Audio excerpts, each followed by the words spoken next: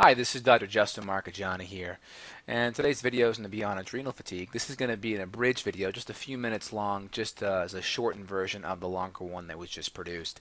So again, our adrenal glands, they're stress-handling glands that sit on top of our kidneys. They produce primarily cortisol. They produce hormones that help regulate blood pressure, as well as the backup to our sex hormones, which is really important. One of the main jobs cortisol does, or our adrenal glands does, is produce cortisol, which helps regulate our blood sugar. So you can think of cortisol as units of energy. All right, when you break down the word cortisol and what it actually means, it's a glucocorticosteroid. So the first word gluco means pertaining to or regulating glucose or energy. So again, here you can think of cortisol as units of energy. Cortisol is highest in the morning and lowest at night because it's based off of a light and dark cycle rhythm. So we get high amounts of cortisol so we can get up in the morning, lower cortisol throughout the day, lowest at night so we can rest, go to sleep, and repair. So again, we want to make sure our cortisol rhythm is good. If it starts getting too high, we start having more anxiety, we start having heart palpitations, more anxious, etc. And it's very addicting. It feels pretty good. And again, if it continues to stay and we don't address the underlying stressors that cause that, it eventually drops a little bit more.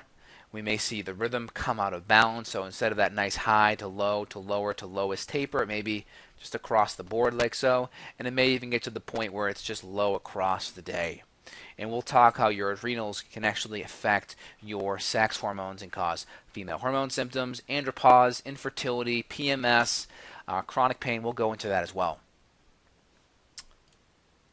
So again, as you can see, our adrenal glands produce cortisol throughout the day. So the last slide was talking about the rhythm at breakfast, lunch, dinner, etc. If we add all those cortisol units up, we get our total amount here. So this is how much we produce in one whole day. So don't get confused because the slide looks similar, but we're talking about how much you make in a day.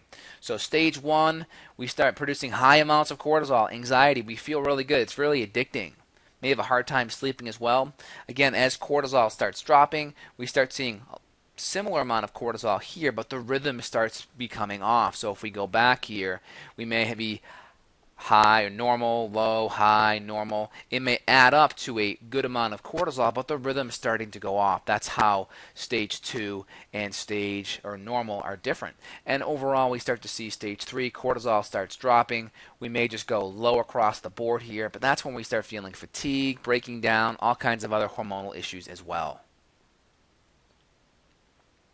And for more information, feel free and visit the full video so you can get a more in-depth perspective here. So as you can see, cortisol is also being produced by our adrenals. DHEA is also being produced as well, and we'll tap into that in the next slide. But when we're making more cortisol in relation to DHEA, essentially we're dealing with stress. We're breaking down faster than we're building up because DHEA is the precursor to all of our sex hormones that help build us back up. So we're breaking down faster than we're building up. That's on a pathway to accelerated aging. We start to see all kinds of issues. We're breaking down connective tissue, more pain, more ligament issues, more tendinitis, more hip, knee, shoulder, etc. Again, we have a decreased ability to regulate blood sugar because cortisol is a glucocorticosteroid, so our carbohydrate metabolism's off. Again, we're chronically inflamed, right? Chronic pain, etc.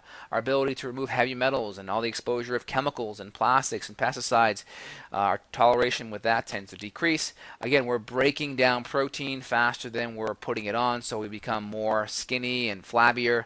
Again, hormonal imbalances, thyroid, adrenals, sex hormones as well. Again, our ability to learn and remember things goes down because cortisol has effects on the hippocampus, which help regulate memory and learning. And again, we're breaking down essentially faster than we're building up. That's kind of a key tenet here.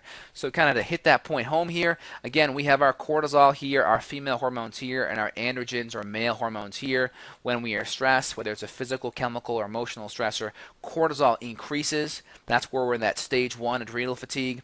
If that continues to happen, cortisol will eventually start dropping, and we move from a stage 2 here, and the cortisol eventually drops.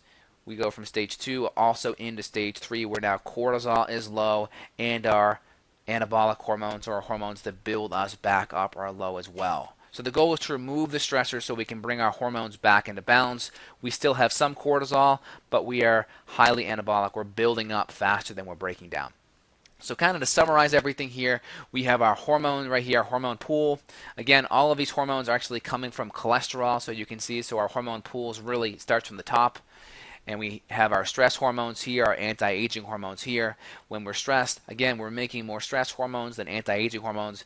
This is analogous to essentially driving the car with our e-brake on. The goal is to remove the e-brake or remove the stressors, and that allows our body's hormones to come back into balance here. We're building up essentially faster than we are breaking down. I hope you found this information helpful. Again, feel free to visit the website, justinhealth.com, and or call or email the office. Thanks. Have a great day.